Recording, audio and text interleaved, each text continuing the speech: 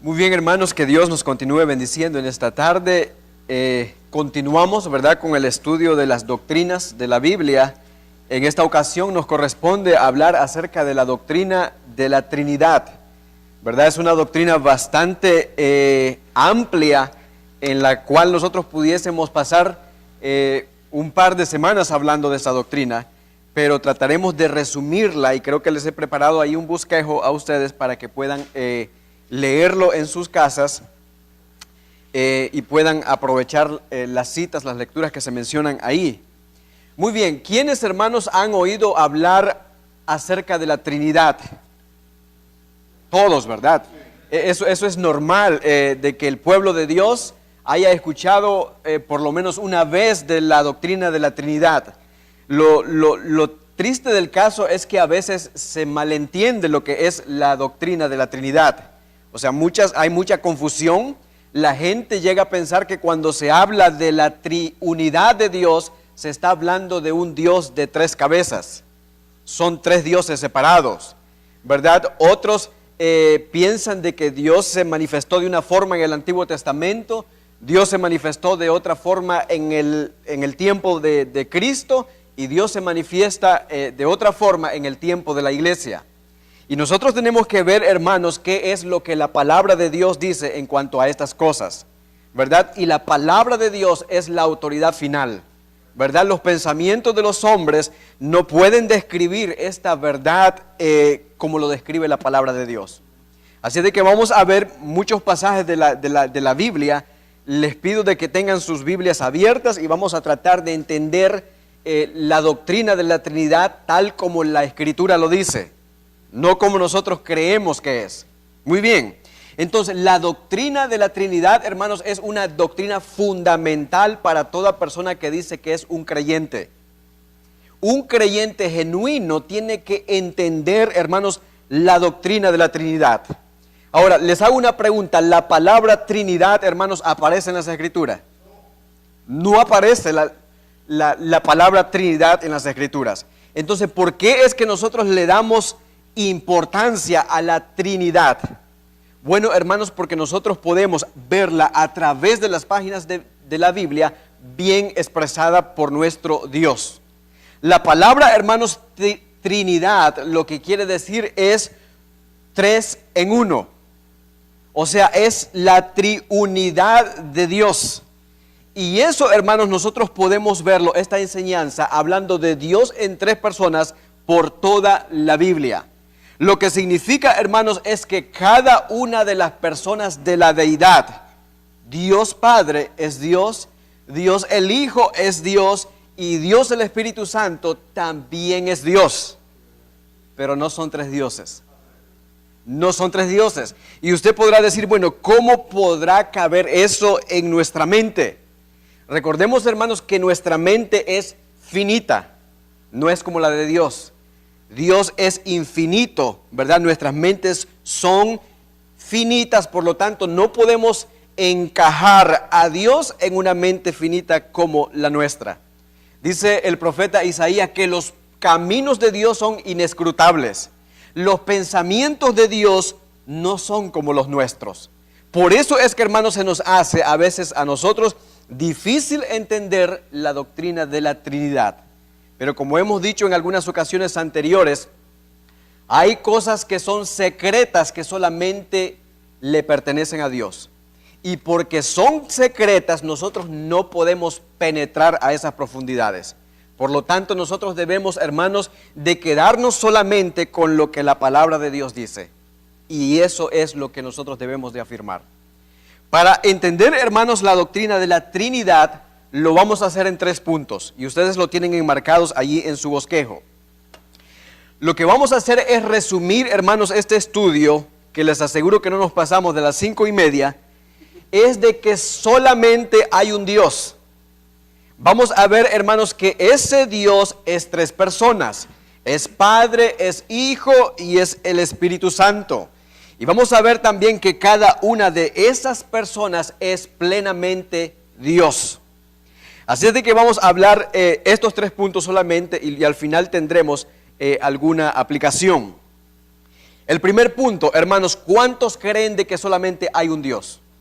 Eso lo dice claramente la Biblia desde el principio, desde Génesis hasta Apocalipsis. Se describe, hermanos, se ve claramente de que hay solamente un Dios. Deuteronomios capítulo 6, versículo 4, ustedes lo tienen ahí en sus notas. Dice, oye Israel, Jehová nuestro Dios, ¿qué dice? Jehová uno es, uno. Amarás a Jehová tu Dios de todo tu corazón, de todo tu alma y con todas tus fuerzas. Mis amados hermanos, adorar a otros dioses sería ¿qué? Ya lo hemos estudiado anteriormente. Idolatría. Nos convertiríamos en politeístas, ¿verdad? Porque nuestro Dios es un Dios celoso. Él no comparte su gloria con nadie. Para entender la triunidad de Dios tenemos que tener esto muy claro. Dios es uno, Él no comparte su gloria con nadie. Éxodo capítulo 20, versículos 2 al 5. Ahí se describe, hermanos, el decálogo, los 10 mandamientos que Dios dio al pueblo de Israel.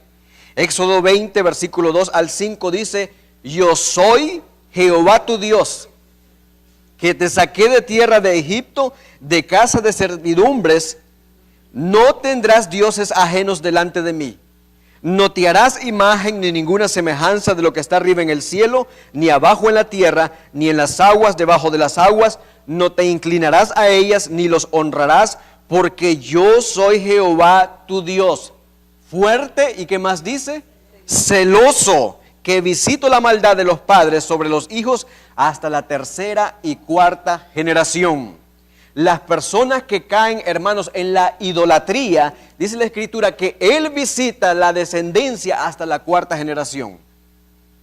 Nuestro Dios, hermanos, es un Dios celoso. Él no comparte su gloria con nadie. Él demanda de nosotros, sus hijos, que le rindamos solamente a Él y solamente a Él la gloria.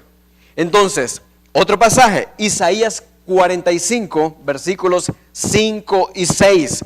Dice, yo soy Jehová y ninguno más hay. No hay Dios fuera de mí. Yo te ceñiré, aunque tú no me conociste, para que se sepa desde el nacimiento del sol y hasta donde se depone que no hay más que yo. Yo Jehová y ninguno más que yo. Hermano, ¿nos queda alguna duda de que existe otro ser que se llame Dios aparte de Dios? No. Lo que las Escrituras nos dice aquí claramente es que hay un solo Dios que es digno de adoración y gloria, que Él demanda de sus criaturas toda adoración. Debemos de tener eso en cuenta. Ahora, el mismo Dios que se menciona, que se habla en el Antiguo Testamento, hermanos, también se menciona en el Antiguo Testamento como un solo Dios. Creo que ustedes tienen la cita también ahí, donde Romanos 3, ¿verdad? 29 y 30. El apóstol Pablo dice, ¿es Dios solamente de los judíos? ¿No es Dios también de los gentiles? Ciertamente también de los gentiles. Miren lo que dice, porque Dios es uno. Entonces nosotros vemos claramente, hermanos, que Dios, ese Dios del Antiguo Testamento, es el mismo que sigue mencionando en el Nuevo Testamento. Dios es uno, dice el apóstol Pablo. Él justificará por la fe a los de la circuncisión. ¿Quiénes son ellos? Los judíos. Y también por medio de la fe a los de la incircuncisión. ¿Quiénes son ellos? Nosotros. Usted ve, hermanos, que tanto Israel como nosotros van a ser justificados por medio de la fe por ese mismo Dios. Por ese mismo Dios. Veamos otro pasaje. Primera de Corintios capítulo 8 versículo 4 dice, por tanto, en cuanto a comer de lo sacrificado a los ídolos, sabemos que un ídolo no es nada, no tiene existencia en el mundo y que no hay sino un solo Dios. Usted ve, hermanos, no solamente en un libro del Nuevo Testamento, sino a través de las cartas se describe de que hay solamente un Dios. Gálatas 3, versículo 20. Ahora bien, un mediador no representa a uno solo, pero Dios es uno. Y un último versículo, primera de Timoteo 2:5, dice, porque hay un solo Dios y un solo mediador entre Dios y los hombres, Jesucristo hombre. Mis amados hermanos, ¿cuál es el único medio para nosotros llegar al cielo? Jesús. No hay nadie más, hay un solo Dios, hay un solo mediador, y dice el apóstol Pablo, ese es Jesucristo. Ahora, muchos ejemplos, hermanos, nosotros pudiésemos seguir citando para demostrar de que la Biblia nos habla claramente de que hay un solo Dios. Pero creo que los que hemos mencionado nos dejan claro, ¿verdad?, de que existe un solo Dios. ¿Estamos claros ahí? No somos politeístas, hay un solo Dios.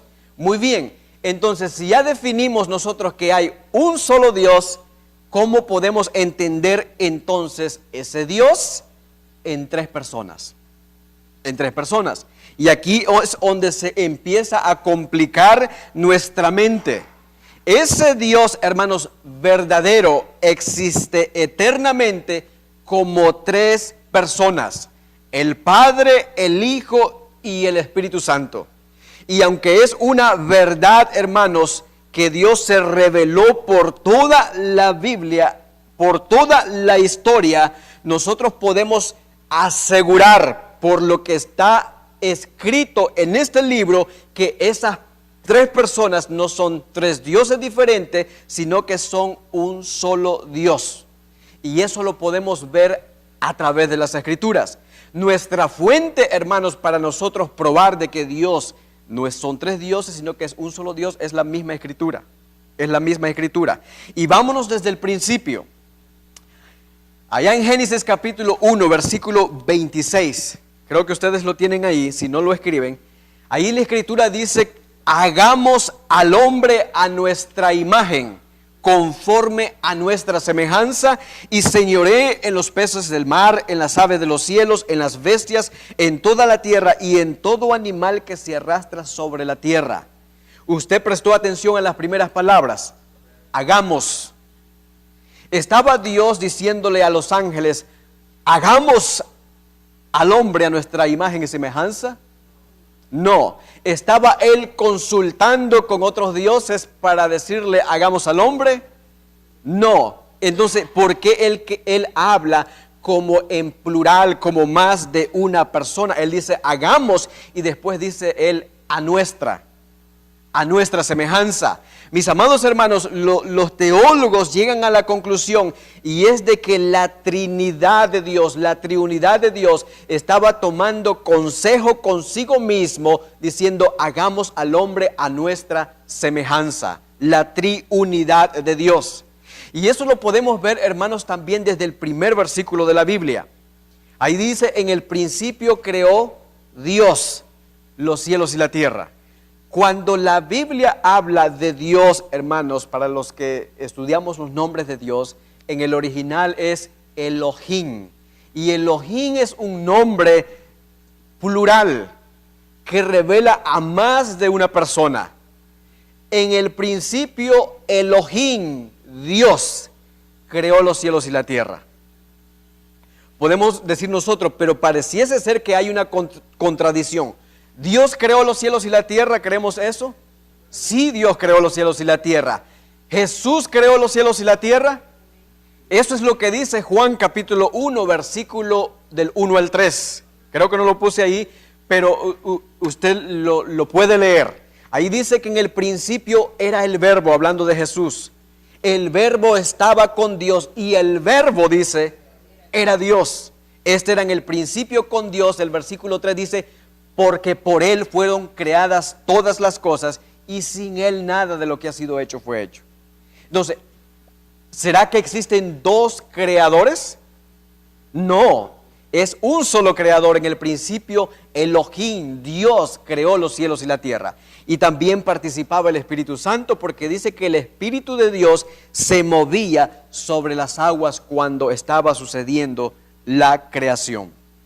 Entonces, hermanos, hay muchos pasajes en la Biblia que nosotros podemos ver claramente la obra de la creación de Dios compartida en la triunidad, en la deidad.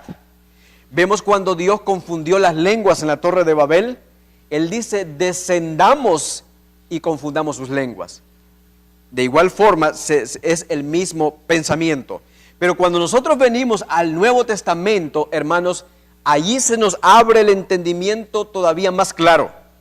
Vayamos a Mateo capítulo 3, versículos 16 y 17. ¿Están en su bosquejo? Allí se ve, hermanos, el bautismo de Jesús. Dice Mateo 3, versículos 16 y 17, que Jesús, después que fue bautizado, subió luego del agua, y aquí los cielos fueron abiertos, y vio al Espíritu de Dios. Preste atención. Vio al Espíritu de Dios que descendía como paloma y venía sobre él.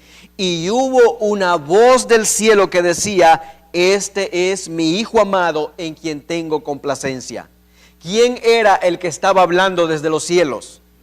Dios Padre. ¿Quién era el Espíritu Santo? ¿Cómo venía él? Como forma de paloma, ¿verdad? Y Jesús representando al humano. Entonces vemos allí, hermanos, la triunidad en acción, ¿verdad? Luego tenemos nosotros, mis amados hermanos, que Jesús mismo habla de la triunidad de Dios dando una orden a la iglesia. Mateo capítulo 28, versículos 18 al 20, la gran comisión. El Señor dice que Jesús se acercó a los discípulos diciéndoles, toda potestad me es dada. Toda autoridad me es dada en el cielo y en la tierra. Por tanto, id y haced discípulos. Versículos 20. Dice, bautizándolos en el nombre del Padre. ¿El 20 es o el 19? 19. Bautizándolos en el nombre del Padre, del Hijo y del Espíritu Santo. Enseñándoles que guarden todas las cosas que os he escrito. Y aquí yo estoy con vosotros todos los días hasta el fin del mundo. Cuando Jesús, hermanos, está diciendo que sean bautizados en el nombre del Padre, del Hijo y el Espíritu Santo, Él no está diciendo, hermanos, Él nos está diciendo claramente que las tres personas son iguales. Las tres deidades son iguales. Imagínense si Jesús hubiese dicho que el bautismo fuese en el nombre del Padre, del Hijo y en el nombre del apóstol Pedro. Estarían trayendo al apóstol Pedro al nivel del Padre y al nivel del Hijo.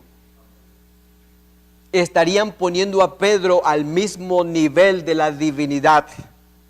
Pero no, Jesús está diciendo la divinidad de Dios Padre, Hijo y Espíritu Santo es la misma. Son uno en esencia, por eso es bautícenlos en el nombre del Padre, del Hijo y del Espíritu Santo.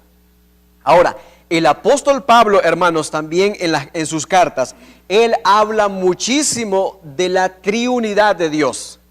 Y se ve claramente en algunos pasajes. Creo que estos no están allí, pero les pido que los puedan anotar. Segunda de Corintios 13, versículo 14. Si no está allí, búsquelo en su Biblia, yo quiero que los observe. Segunda de Corintios capítulo 13, versículo 14. ¿Lo tenemos? Allí dice que la gracia del Señor Jesucristo, el amor de Dios y la comunión del Espíritu Santo sea con todos vosotros. ¿Usted ve la triunidad de Dios ahí? La gracia del Señor Jesucristo, el amor de Dios y la comunión del Espíritu Santo sea con todos vosotros. Amén, dice él. Primera de Pedro 1, versículo 2. Dice, elegidos según la presciencia de Dios. ¿Lo encontró? Primera de Pedro, capítulo 1, versículo 2. Primera de Pedro, capítulo 1, versículo 2 dice, elegidos según la presciencia de Dios, en santificación del Espíritu, para obedecer y ser rociados con la sangre de Jesucristo. ¿Usted ve la triunidad de Dios obrando en la salvación de nosotros los hombres? Busquemos un versículo más. Judas, el libro antes de Apocalipsis. Judas 1, versículo 20 y versículo 21. Judas 1, versículo 20 y versículo 21 dice: pero vosotros, amados, edificándoos sobre vuestra santísima fe, orando en el Espíritu Santo, conservaos en el amor de Dios, esperando la misericordia de nuestro Señor Jesucristo para vida eterna. Usted ve, hermanos, que no solamente Pablo, Judas, Pedro, por todo el Nuevo Testamento, nosotros encontramos que ellos hicieron mención de la triunidad de Dios. La triunidad de Dios, hablando de que Dios es uno en esencia, aunque cada uno de ellos, hermanos, tiene diferentes funciones. Diferentes funciones. Cristo fue el que tuvo que derramar su sangre para redimir nuestros pecados. El Espíritu Santo es el que tuvo que convencernos a nosotros de nuestros pecados, pero Dios se propuso desde el principio de la creación del mundo salvarnos por el puro afecto de su voluntad. Eso es, hermanos, Dios en esencia obrando para la salvación de su pueblo, para la salvación de su iglesia. ¿Hay herejías en medio nuestro, hermanos, en cuanto a la triunidad de Dios? Sí. Los testigos de Jehová, hermanos, ellos piensan de que Dios es un Dios de tres cabezas. Para ellos hay tres dioses, no uno. Para ellos, Satanás, el diablo, es el hermano de Jesús. Los adventistas también tienen gravísimos problemas en cuanto a esto. Los Jesús solo. En medio nuestro, en México y en todo Estados Unidos, hermanos, hay muchísimos de ellos que niegan las otras deidades. Y negar una de las deidades, hermanos, es caer en una gran herejía. Entonces, nos queda bien claro, hermanos, que Dios es un solo Dios, que Dios es revelado en las Escrituras como Dios Padre, Dios Hijo y Dios Espíritu Santo. Y el tercer punto que vamos a ver es que cada persona de la Trinidad es completamente Dios. Y creo que allí les puse, hermanos, algunos versículos. No solo hay, hermanos, un Dios que consiste en tres personas, sino que cada una de estas personas es completamente Dios. Es decir, nosotros no podemos decir que el Espíritu Santo es un pedazo de Dios. No podemos decir que Jesús es la mitad de Dios. No, Jesús, el Espíritu Santo y Dios Padre son completamente Dios. Son indivisibles. Son uno en esencia. Cada miembro de la Trinidad de Dios, hermanos, trabajan de diferentes funciones, en diferentes funciones, pero ellos, tanto el Padre como el Hijo como el Espíritu Santo, son un solo Dios. ¿Difícil de entenderlo? Cuesta entenderlo.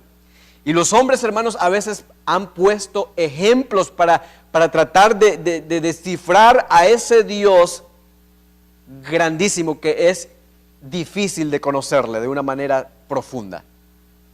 Ellos observan al sol y dicen: vea a ese astro, el cuerpo del sol manda calor a través de los rayos. Vemos los rayos del sol, vemos el calor del sol y vemos al cuerpo del sol. ¿Son tres soles? No, es un sol que de él emana la radiación, el calor, la luz. Otro ejemplo es, y lo mencionábamos aquí con los hermanos los días viernes, es nosotros mismos. Yo tengo un padre terrenal, ya falleció, pero yo tengo un padre terrenal al cual llamaba mi padre. Yo soy un hijo de ese padre, pero a la misma vez yo soy padre de Susi, padre de Samuel. Soy hijo, soy padre y a la misma vez soy el esposo de mi esposa. Soy la cabeza del hogar, así como Cristo es cabeza de la iglesia. Ahora, ¿son tres personas diferentes? No, yo cumplo mi función como padre, cumplo mi función como hijo, respetando a mi padre, y cumplo mi función como esposo, llevando al crecimiento y a la madurez a mi familia en las cosas que tienen que ver con Dios. No son tres personas, solamente soy yo. Pero esa forma, hermanos, de ese tipo de ejemplo todavía es muy vago para tratar de entender a Dios. Pero lo que nosotros debemos dar por sentado y con toda seguridad, hermanos, es afirmar lo que la Biblia dice. Si la Biblia dice que Dios es uno, tenemos que creer que Dios es uno. Si la Biblia dice que Dios se ha manifestado como Padre, como Hijo y como Espíritu Santo, eso es lo que dice la Escritura y tenemos que creerlo. Nuestros antepasados, los apóstoles y los profetas hablaron de la triunidad de Dios. Nosotros, hermanos, tenemos que seguir hablando de la triunidad de Dios también. Tenemos, hermanos, que admitir que aunque no podemos encajar a ese Dios grandioso, glorioso en nuestras mentes pequeñas, debemos de creer estas cosas por la fe. El que se acerca a Dios debe de acercarse con fe, creyendo de que Él es, creyendo de que Él existe. ¿Alguno de nosotros ha visto a Dios? No. ¿Por qué? Porque no hay hombre que vea a Dios y viva. Porque Dios es espíritu, pero lo creemos a través de los ojos de la fe. Lo creemos por lo que dice su palabra. Lo que la Biblia nos manda, hermanos, es rendirle adoración, postrarnos ante ese gran Dios glorioso, que es difícil de describirlo en su esencia, pero es entendible a través de la palabra, a través de las Escrituras. Primera de Juan, creo que usted tiene ese versículo, Primera de Juan 5, versículo 7, y creo que esto nos dejaría bastante claro en cuanto a la triunidad de Dios. Primera de Juan 5, versículo 7, ahí está en su bosquejo, al principio dice: porque tres son los que dan testimonio en el cielo: el Padre, el Verbo, cuando habla del Verbo se refiere a Jesús, y el Espíritu Santo de Dios. Y estos tres son uno. Estos tres son uno. Mis amados hermanos, la Biblia, en los Salmos, a través de toda la Biblia, nosotros encontramos de que Dios pareciese ser que Él puso escondites, como que Él puso tinieblas donde nosotros no pudiésemos ver más allá. Y allí es donde dice Deuteronomio 29, 29, que las cosas secretas pertenecen a Dios, pero las reveladas, las que Él nos dejó escritas en su palabra, son para nosotros, para que nosotros aprendamos de lo que Él nos ha dejado escrito allí. Como mencionamos antes, hermanos, la doctrina de la Trinidad a veces cuesta entenderla intelectualmente, pero debemos de entenderla por medio de la fe. Si tratamos de buscar los detalles y irnos por la lógica, podemos penetrar, hermanos, en las profundidades de algunas de las herejías, como muchos han hecho en el pasado.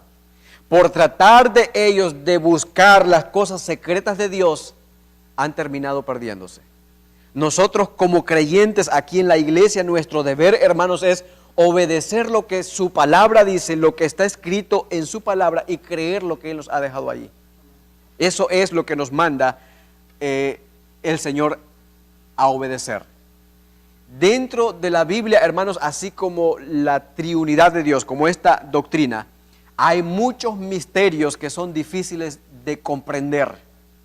Difíciles de comprender. Si Dios Padre es uno con el Hijo, ¿cómo es que Él en la cruz dijo: Dios mío, ¿por qué me has desamparado?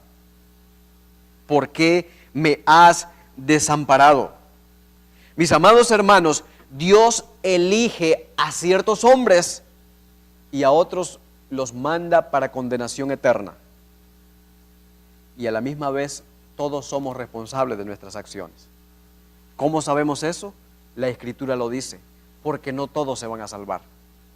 No todo el mundo se va a salvar. Mas sin embargo, Dios en su decreto desde antes de la fundación del mundo, Él decretó. Él dijo, hermanos, esto es lo que va a pasar y eso es lo que va a pasar. Y nosotros no somos nadie para altercar con Dios y decirle, Señor, ¿por qué a mi familiar tú no lo tomaste en tus manos para que fuese uno de los tuyos? No podemos. Nuestra obligación es hablarles a ellos del Evangelio para que Dios en su misericordia los convenza de pecado, de justicia y de juicio. Pero está en los designios de Dios el salvarle o no salvarle. Esos son misterios de Dios. Misterios de Dios. La Biblia dice, hermanos, que Él nos justifica. La Biblia dice que debemos andar en santidad. La Biblia dice, hermanos, que debemos apartarnos del mundo, mas sin embargo nos ha dejado en este mundo. ¿Por qué Dios hace las cosas así?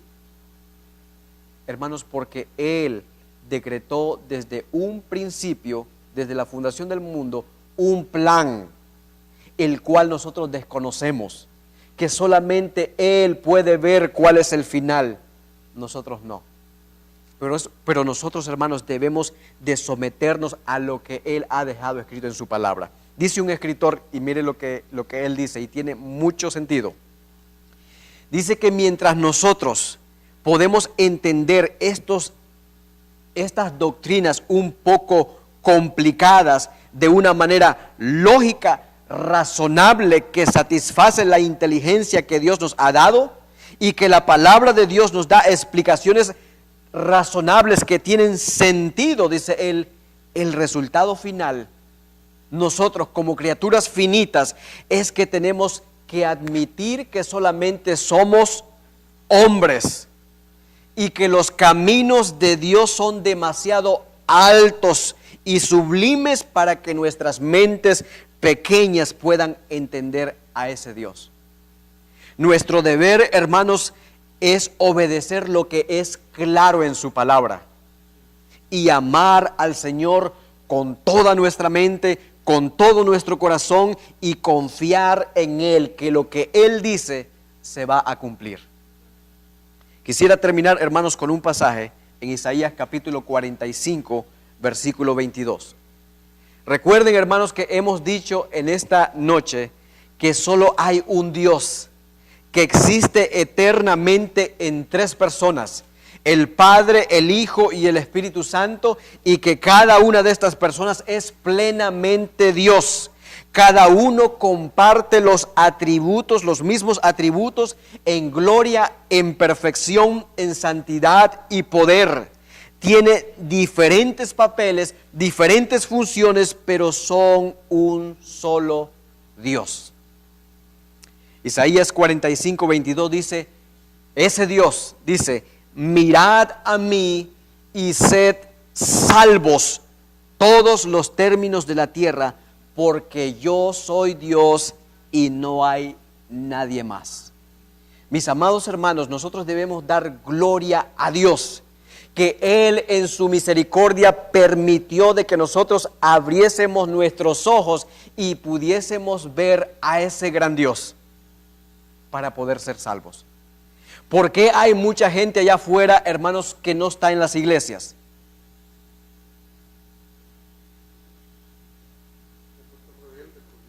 Por la misma rebeldía de Dios.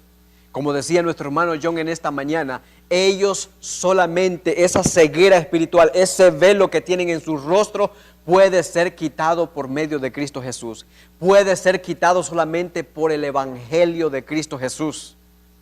Mis amados hermanos, allí está la función de nosotros, de predicar el Evangelio para que Dios abra los ojos de esas personas como lo hizo con nosotros. Nosotros, hermanos, no debemos de ser egoístas en quedarnos nosotros en conociendo a ese Dios grandioso. Debemos hablarles de ellos, y de alguna manera Dios en su misericordia, Él también tendrá misericordia de ellos como la tuvo de nosotros. La Biblia dice, hermanos, que si nosotros creemos, crees tú en el Señor Jesucristo y serás salvo tú y tu casa. Es una promesa de Dios y nosotros como creyentes les hablamos a nuestros familiares, a los que están en nuestra casa, Dios ha prometido salvarles. Mis amados hermanos, cuán glorioso es el nombre de Dios. Dios es uno es su nombre y solamente a Él se le debe de rendir culto, adoración, gloria. Él es merecedor de todo eso. Hermano, pastor.